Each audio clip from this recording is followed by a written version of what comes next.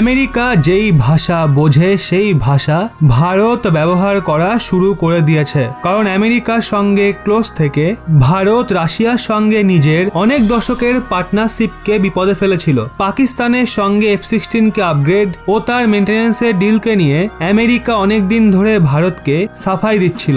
আমেরিকার কথায় এই F-16 কাউন্টার টেরোরিজম অপারেশনে ব্যবহৃত হবে, এর জন্য সেটাকে আপগ্রেড করা হচ্ছে। হোয়াইট হাউস এই ডিল নিয়ে বলে, আমাদের পাকিস্তানের সঙ্গে অনেক লিমিটেড পার্টনারশিপ রয়েছে। একদিকে আমেরিকা ভারতের বিরুদ্ধে স্টেপ নিচ্ছে, তো অন্যদিকে ভারতকে মাখনও লাগাচ্ছে। আসলে ইউএন জেনারেল অ্যাসেম্বলির পর ডক্টর এস জয়শঙ্কর মহাশয়ের আমেরিকার যে বিদেশ মন্ত্রী অ্যান্টনি ব্লিংকন রয়েছেন, উনি ডক্টর এস জয়শঙ্কর মহাশয়ের সম্মানে একটা ডিনারের বন্দোবস্ত করেছিলেন। ওদিকে পেন্টাগন, যা আমেরিকার ডিফেন্স ডিপার্টমেন্টের হেডকোয়ার্টার বিল্ডিং, ওখানে ডক্টর এস জয়শঙ্কর মহাশয়কে স্বাগত জানাতে আমেরিকার সুরক্ষা মন্ত্রী লয়েড অস্টিন নিজেই উপস্থিত ছিলেন। এই সবকিছু করে আমেরিকা এটা দেখাতে চাইছিল তাদের জন্য ভারত এবং ভারতের বিদেশ মন্ত্রী কতটা গুরুত্ব রাখে, ইম্পর্টেন্স ও সম্মান দেয়। কিন্তু এসব কিছু সত্ত্বেও ভারতের বিদেশ মন্ত্রী ডক্টর এস জয়শঙ্কর মহাশয় আমেরিকাকে এক্সপোজ করার কাজ করেছেন। ডক্টর এস জয়শঙ্কর মহাশয় মেক্সিওর করেছেন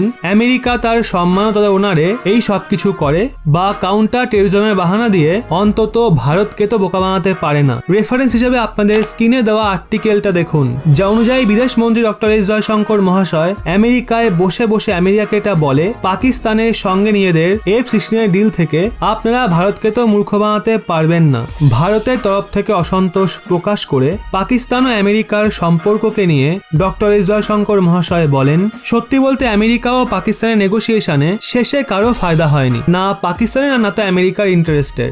এখন এটা আমেরিকার ওপর নির্ভর করে তারা এটা দেখুক পাকিস্তানের সঙ্গে সম্পর্কে তাদের কি ফায়দা হবে আর তারা কি পাচ্ছে। আমেরিকার অ্যান্টি টেরোরিজম অপারেশনের বাহানা দিয়ে বিদেশ মন্ত্রী ডক্টর এস জয়শঙ্কর মহাশয় বলেন, আপনারা এই ধরনের বয়ান দিয়ে কাউকে বোকা বানাতে পারবেন না। যখন আপনারা F-16 এর মতো ক্যাপাবিলিটি সম্পন্ন এয়ারক্রাফটের কথা বলেন, তো এটা সবাই জানে এটা কোথায় ডিপ্লয় হয় আর এগুলোর কিভাবে ব্যবহার হয়। যদি আমি আমেরিকার পলিসি মেকারদের সঙ্গে কথা বলতাম, তো তাদের সরাসরি বলতাম, আপনারা কি করছেন, আমাদের নয় ছেড়ে দিন, মানে ভারতকে তো ছেড়েই দিন, এটা আমেরিকার জন্য ভালো নয়। গত 3 বছরে আমাদের সম্পর্ক কোন লেভেলে পৌঁছে গেছে আর তার আগে আপনারা কি মূল্য পে করেছেন, মানে গত 3 বছরে ভারত ও আমেরিকা কতটা নিকটে চলে এসেছিল আর এই F-16 এর ডিল করে আমেরিকা পুরোপুরি জল ঢেলে দিয়েছে।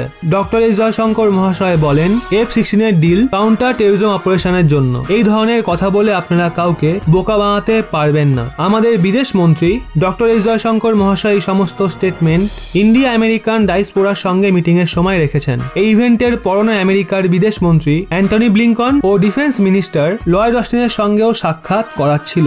আপনারা ভাবতেই পারেন এতটা বোল্ড স্টেটমেন্টের পর ডক্টর এস জয়শঙ্কর মহাশয় কতটা কনফিডেন্ট ও ক্লিয়ার শব্দে আমেরিকার সামনে নিজের অসন্তোষ প্রকাশ করেছেন। ডক্টর এস জয়শঙ্কর মহাশয়ের একটা বোল্ড স্টেটমেন্টের পর সোশ্যাল মিডিয়ায় একদল এমনও রয়েছে যারা জয়শঙ্কর মহাশয়ের উদ্দেশ্যে বলছেন, ওনার এতটা বোল্ড স্টেটমেন্ট পাবলিকলি দেওয়া উচিত নয়, মানে পাবলিক মঞ্চে উনি যেভাবে অন্যান্য দেশগুলোকে অ্যাটাক করেন সেটা করা উচিত নয়। কিন্তু এই নিয়ে আপনাদের কি মনে হয়, ডক্টর এস জয়শঙ্কর মহাশয়কে অ্যাগ্রেসিভলি ভাবেই বলে যাওয়া উচিত?